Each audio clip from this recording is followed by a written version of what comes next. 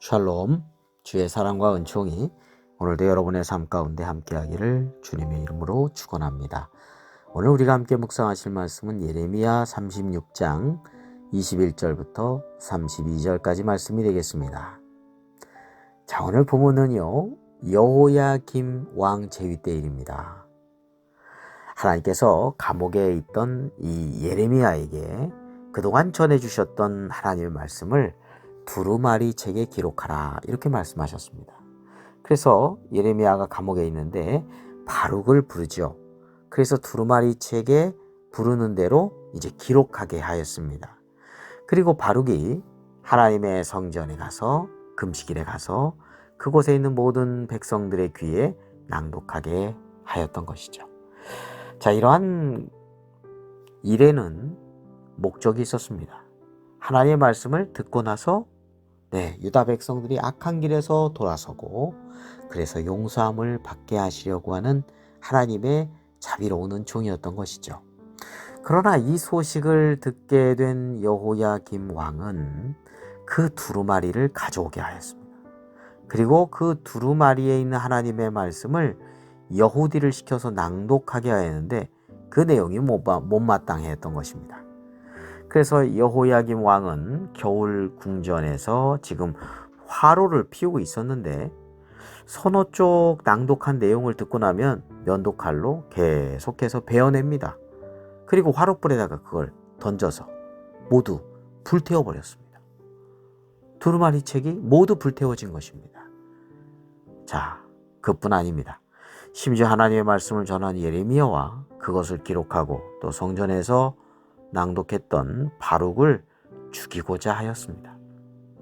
그 두루마리 내용에는 바벨론 왕이 쳐들어와서 유다를 멸망시키고 백성들과 짐승들 모두 없애버릴 것이다 라고 하는 내용을 담고 있었습니다. 자, 이 내용에는 유다 백성들이 두루마리에 기록된 하나님의 말씀을 듣고 회개하여 용서를 받기를 원하셨던 것이죠. 자, 그러나 오히려 말씀의 두루마리를 찢어서 불태워버리고 하나님의 말씀을 전한 예레미야와 바룩을 죽이고자 하였던 것입니다. 자, 그 결과가 어떠했을까요? 여호야김 왕이 비참한 죽음을 맞이하고 그의 자녀들과 또 종들도 벌을 받게 되고 예루살렘 주민과 유다 백성에게 재앙이 내리게 되었습니다. 자, 이것은 그들이 불순종하고 악행을 저질렀기 때문이죠.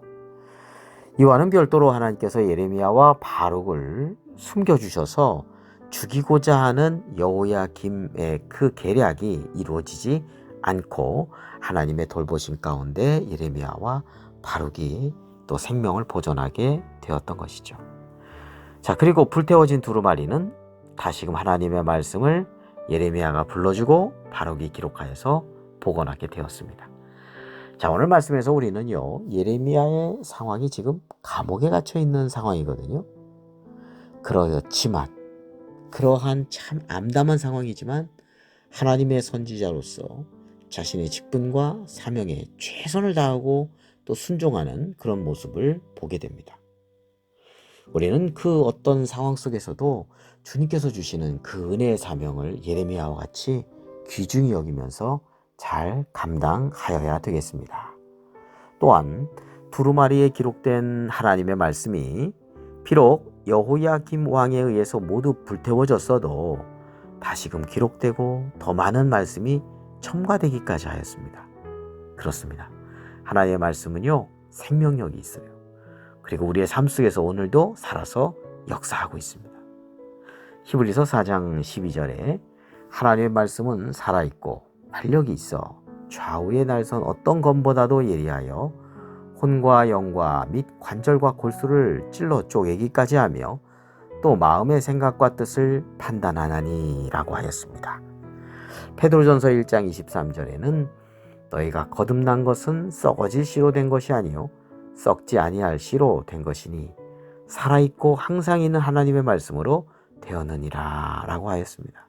그렇습니다. 하나님의 말씀은 지금도 살아서 역사하고 계시고요.